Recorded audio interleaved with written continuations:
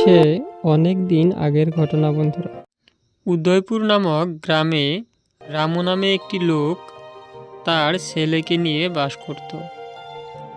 আর ওই গ্রামের পাশেই ছিল অনেক বড় এক জঙ্গল। সেখানে শিয়াল, সিংহ, হরিণ, বাঘ এই সব জন্তুরা বাস করত। তখনকার জামানায় জন্তুরা আর মানুষেরা একই ভাষায় কথা বলতো। একদিন শিয়াল ওই গ্রামের পাশ দিয়ে যাচ্ছিল। তখন শিয়াল দেখতে পেল রামু তার উঠানে বসে কাঁদছে আর নিজের হাত দিয়ে মাথা থাপড়াচ্ছে। শিয়াল রামুকে দেখে বলল, ও ভাই, কি হয়েছে তোমার? তুমি নিজের মাথা থাপড়িয়ে কাঁদতেছো কেন? রামু তখন কাঁদো কাঁদো মুখে বলল, কি আর বলবো শিয়াল ভাই, আমার ছেলেটার ম্যালেরিয়া হয়েছে। ডাক্তার মশাই বলেছে এই অসুখের মাত্র একটা ওষুধই আছে। এই কথা বলে রামু হাউমাউ করে কেঁদে উঠল। এখন আমার ছেলের যে কি হবে, আমি মনে হয় আমার ছেলেকে বাঁচাতে পারবো না। রামুর মুখে এই কথা শুনে শিয়াল বলল, কি ওষুধ রামু ভাই? তখন রামু বলল, আমি বলতে পারবো না, এই ওষুধ আমার ক্ষমতার বাইরে। এই ওষুধ আমি কোনোদিনও এনে আমার ছেলেকে খাওয়াতে পারবো না। শিয়াল তখন বলল, আরে ভাই, দুঃখ করো না, বলেই দেখো না, যে করেই হোক আমি সেই ওষুধ তোমাকে এনে দিব। শিয়াল সহায় করবে শুনে তখন রামু বলল, তাহলে শোনো ভাই, এই অসুখের একমাত্র ওষুধ হচ্ছে বনের রাজা সিংহের দুধ। আর সিংহর কাছে যদি আমি এই আবদার নিয়ে যাই, তাহলে নিশ্চিত সিংহ আমাকে ঘাড় মোটকে খেয়ে ফেলবে। আবার না গেলে আমার ছেলেটা এখন মারা যাবে।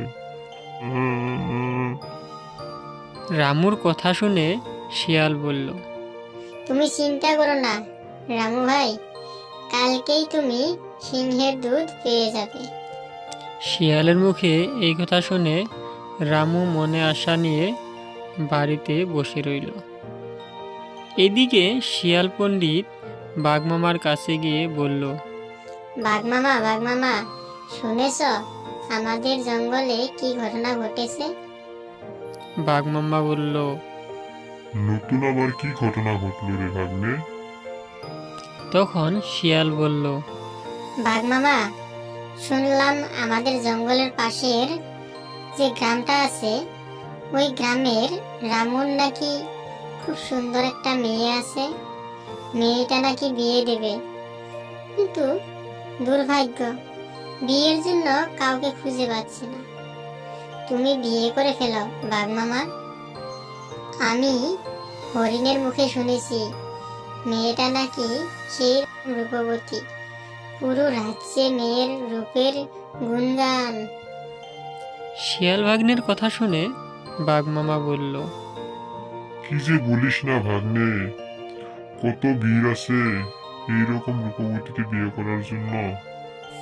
বাঘমামার কথা শুনে শিয়াল বলল, দিনমোহর মামা, দিনমোহরের কথা শুনে বীরা সব পালিয়েছে। তোমার মতো বীর কি এই জগতে কেউ আছে মামা? শিয়ালের মুখে নিজের প্রশংসা শুনে বাঘমামা বলল, কি এমন দিনমোহর রে ভাগ্নে, যে দিনমোহরের কথা শুনে সবাই পালিয়েছে? শিয়াল তখন বলল, জঙ্গলের রাজা সিংহের দুধ বাঘ মামা। বাঘমামা বলল, তাই বলি, কার বুকের তো পাঠা আছে, বনের রাজা সিংহের কাছ থেকে তার দুধ আনতে পারবে? অবশ্যই আমি পারবো, কারণ সিংহের সঙ্গে আমার আগে থেকেই খুব একটা ভালো বন্ধুত্ব রয়েছে। আর যাই হোক, বিয়ে করার সুযোগ যখন পেয়েছি তাহলে বিয়েটা এবার করেই ফেলি, না কি বলিস রে ভাগ্নে? শিয়াল মনে মনে ভাবল। এই তো সুযোগ, এই সুযোগ হাতছাড়া করা যাবে না। শিয়াল বলল, এমন সুন্দরী মেয়ে আর পাবে না বাঘ মামা, এবার বিয়েটা করেই ফেল। তবে একটা কথা বাঘ মামা, দেনমোহর কিন্তু কালকেই দিতে হবে। বাঘ মামা বলল, ও তুই চিন্তা করিস না ভাগ্নে, কালকে পেয়ে যাবি। পরের দিন শিয়াল ভাগ্নে বাঘ মামার কাছে গিয়ে দেখে বাঘ মামা ঠিকই সিংহের দুধ জোগাড় করে রেখেছে।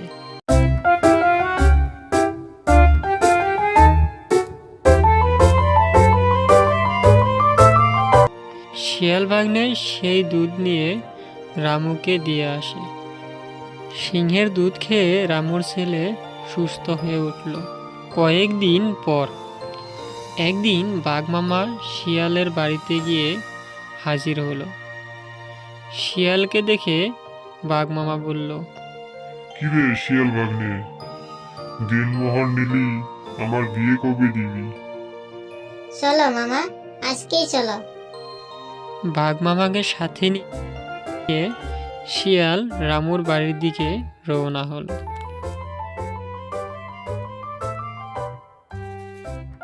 বাড়ির আঙ্গিনায় গিয়ে বাঘ মামা আর শিয়াল ভাগ্নে দেখতে পেল রামুর ছেলে খেলা করছে, আর রামু হাতে দা নিয়ে রাগে ফুঁসছে আর বলছে, এ কি হয়ে গেল আমার?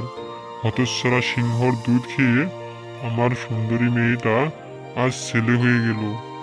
শিয়াল আর হতচ্ছাড়া বাঘটা আসুক, আজকে ওদের একদিন, না হয় আমার একদিন। বাঘ মামা তো এই কাণ্ড দেখে শিয়ালকে নিয়ে এক দৌড়ে বনে চলে গেল। আর বাঘ মামা হাঁপাতে হাঁপাতে বলল, এ কি হয়ে গেল রে ভাগ্নে, কাঠুরিয়া তো আমাদেরকে মারার জন্য খুঁজতাছে। শিয়াল তখন ভয় করার ভাবে হাঁপাতে হাঁপাতে বলল, সিংহের দুধ বাঘ মামা, সিংহের দুধ। সিংহের দুধে যে এত শক্তি তা তো আগে জানতাম না। আমিও জানতাম না রে ভাগ্নে, আজকের পর থেকে আমি আর কাউকে সিংহের দুধ খেতে দিব না।